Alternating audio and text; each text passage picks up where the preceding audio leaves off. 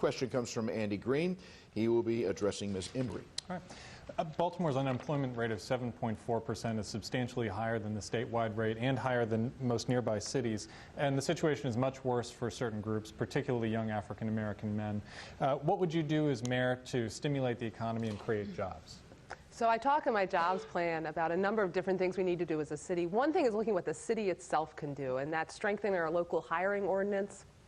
It's looking at our procurement and contracts so that we're maximizing the spending of city dollars to put people to work in the city who need jobs. But it's also about being a city that's looking forward at businesses that should be here, looking at our strengths and capitalizing and selling our strengths and being a cheerleader for the city, working with the business community, because Baltimore has everything it needs to be a world-class city.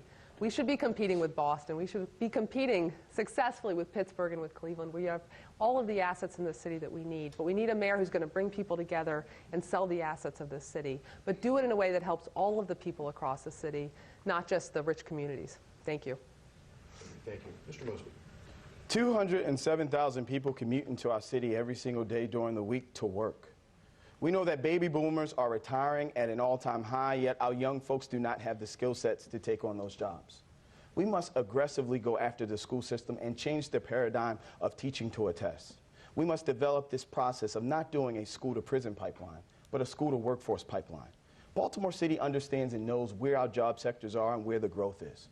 We know that in Sparrows Point, we're going to have over 10,000 jobs in the next 5 to 7 years. We're going to know that the Port of Baltimore, because of the Panama Canal expansion, is going to be as strong in the next 50 as it was in the past 50 years. What are we doing to provide a competitive advantage for our young folks to take on those jobs?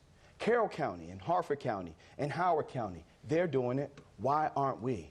We need to develop a system that allows our young folks to not graduate from school and be between the age of 18 and 24 with a 60% unemployment rate. That's exactly what we need to do. And from a recidivism perspective, we must provide real opportunities of workforce development for young men and women returning home from prison.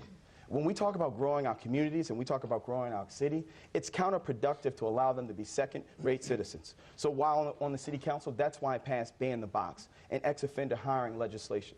But we have to do better than that. And as the next mayor of Baltimore, I will establish a one-stop shop to allow our folks to come home from prison, understand and know where workforce development is, wraparound services is, all of the tools that they need to get their identification cards and everything else. One stop versus 5 or 6 places throughout the city of Baltimore. Thank you, Mr. Mosby. Ms. Pugh. One of the things I want to do is work with our surrounding leaders to develop a regional transit system, because while we have this rapid bus system that needs to be approved by the community, it certainly is not enough. And we've not given up on rapid transit, and we'll continue to work with our state and federal leaders to do that.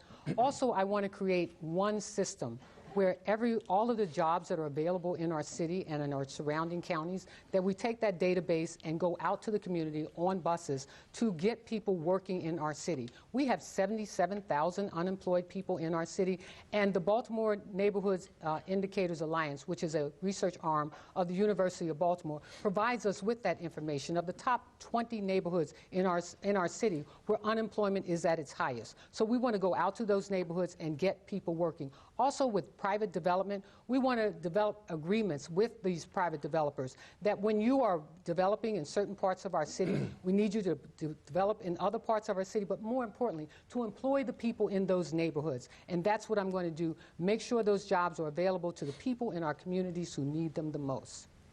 Ms. Pugh, thank you. Mr. Stokes. Thanks, Vic. In the midterm, education. We have to educate our students. We, as a city, give about 13% of our overall operating budget to schools.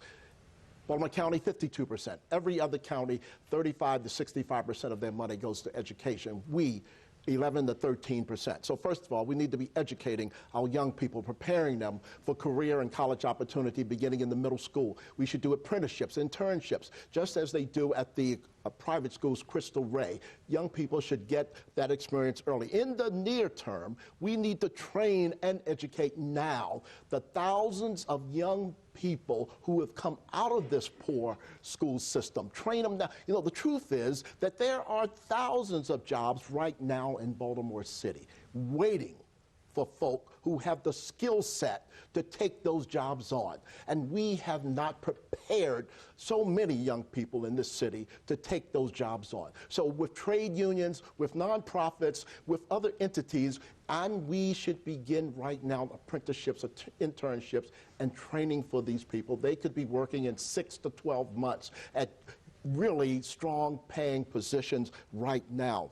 Finally, we need to rebuild our own communities, not just the housing, but the parks, the infrastructure, the schools. We need to rebuild the communities of Baltimore City and put the folk who live in these communities to work.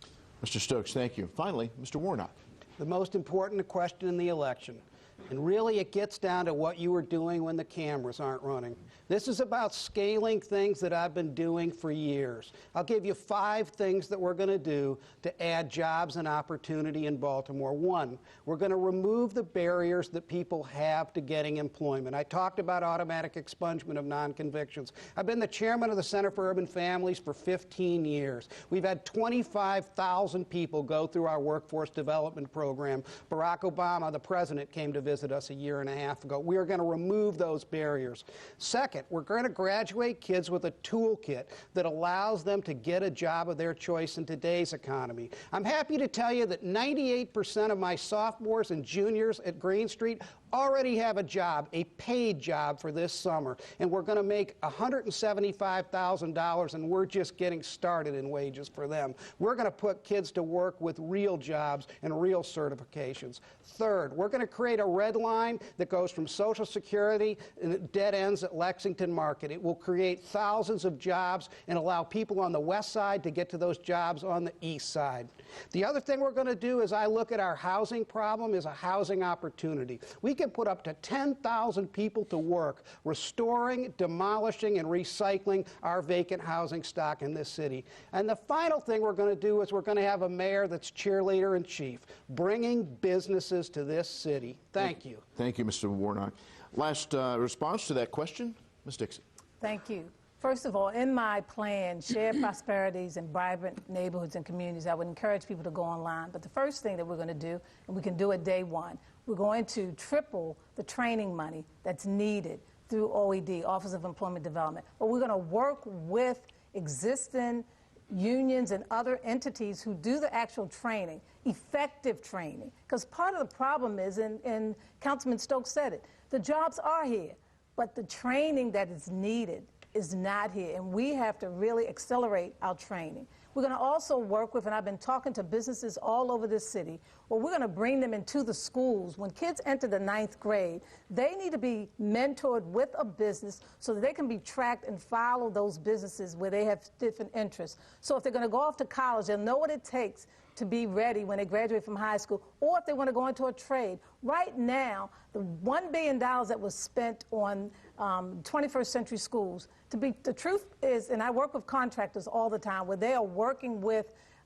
individuals, bringing them into jobs, training them. But the truth be told is that we are going to have to accelerate our training programs to get people connected to the jobs, and that's what I'm going to do first and foremost, is to provide the training, work with the private sector to create that training for our young people in school, as well as our ex-offenders, with effective programs. Baltimore has a lot of programs. A lot of them are ineffective, but connect them, bring them to the table, connect them so they can get the jobs that exist. Thank you very much.